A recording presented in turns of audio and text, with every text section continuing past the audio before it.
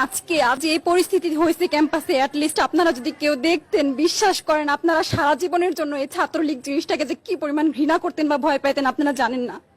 এরা আমাদের সামনে রড দিয়ে পিটায়া, ছেলেগুলারে রড দিয়ে পিটায়া একদম আধামরা করে ফেলছে। তারা এসে আমাদের পেছনে লুকাইছে, আমাদের বোরকার পেছনে, আমাদের ওড়নার পেছনে লুকায়, বলে আপু আমাদের একটু লুকায় রাখেন, আমাদের ওরা মাইরা ফেলবে, আমাদের বাঁচান আপু বাঁচান। আমরা তাদের ওড়না দিয়ে বোরকা দিয়ে লুকায় রাখছি, সেইখান থেকে আমাদের ধাক্কা দিয়ে ফেলে দিয়ে তাদের বের করে আবার মাথায় রড দিয়ে মারছে, এমন অবস্থা। এবং তারা আমাদের ক্যাম্পাসের পরিচিত মুখ, আমরা চিনি তাদের, তারা এই অবস্থা করছে, রাস্তায় একদম শোয়াই ফেলছে। আমাদের হলের মেয়েদের বুকে বড় বড় যে আস্ত ইট, এই ইট গুলো বুকে ফেঁকে দিছে, মানে একদম পুরো বুকে লাগছে, এরকম জামা কাপড় ছিঁড়ে ফেলছে, এত বাজে অবস্থা।